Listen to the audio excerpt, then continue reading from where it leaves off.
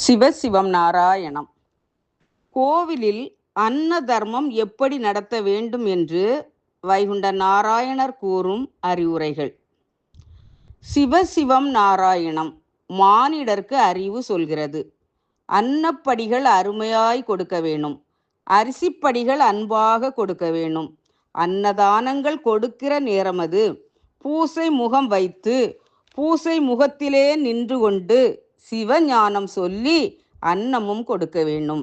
கொடுக்கிற தர்மத்தையும் ரட்சிப்பார் நாராயணம். இது முடிவுகழ்ந்த அம்மானை 8 வாசகம்.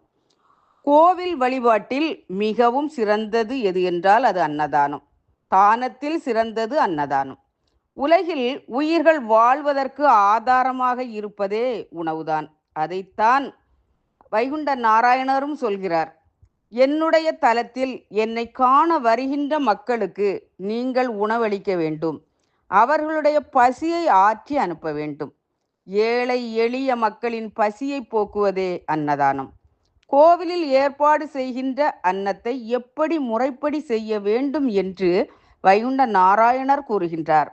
மக்களுக்கு அதை அறிவுரையாக கூறுகின்றார். மக்களே, நீங்கள் அன்னதானம் செய்வதற்கு அதற்குரிய உதவிகளை செய்ய வேண்டும். அரிசி, நெல், காய்கறிகள் போன்ற எல்லா அத்தியாவசிய பொருட்களையும் காணிக்கையாக கொடுக்க வேண்டும். எல்லா மக்களுடைய அன்பு உதவி கரத்தோடு செய்கின்ற தர்மமே எனக்கு உகந்த தர்மமாகும்.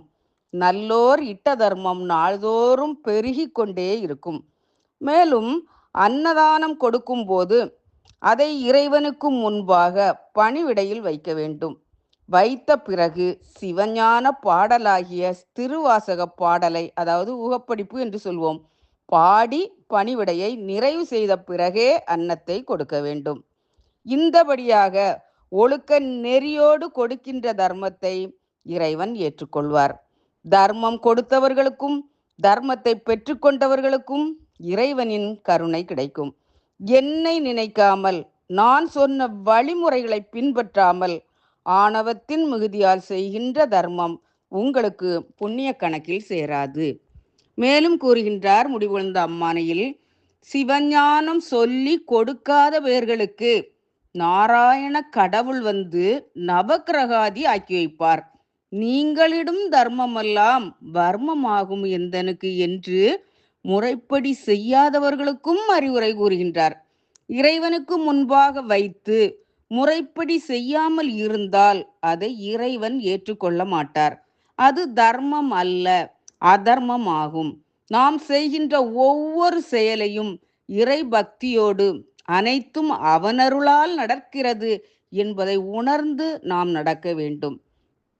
நாராயண கடவுள் கூறுகின்றார், நீங்கள் என்னை நாராயணம் என்று சொல்லி கும்பிடுங்கோ. நீங்களெல்லாம் நாராயணம் என்று சொல்லி நமஸ்கரித்ததுண்டானால் வன்மை தருவேன், வழக்கு தீர்க்க நான் வருவேன், அரசாட்சி உங்களுக்கு ஆக்கி வைப்பேன் எம்பெருமாள்.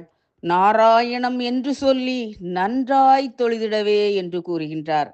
நாம் நம்முடைய வாழ்க்கையில் எப்போதும் அவரையே நினைத்தபடி நீயே தஞ்சம் என்று சரணடைந்து சிவசிவம் நாராயணம் என்கிற மூல மந்திரத்தை நம்முடைய சுவாச காற்றாக சுவாசித்து வணங்கி வர வேண்டும். அப்படி வந்தோம் என்றால் தெய்வீக வாழ்க்கை என்று சொல்லக்கூடிய அந்த மேன்மையான வாழ்வை தருவார். உங்களுடைய குற்றங்குறைகளை நான் மன்னித்து என்னுடைய தர்மயுக ஆட்சியில் உங்களை நான் சேர்த்து கொள்வேன் என்கிறார். நாட்டு முடியிறக்கி வைகுண்ட ராசர் ஆள வருகிறார். நம்பி பிடித்திடுங்கோ சிவசிவா அரகரா. எனவே நாராயணம் என்று சொல்லி அவரை அன்பால் அரவணைத்து பற்றி கொள்வோம். சிவசிவம் நாராயணம்.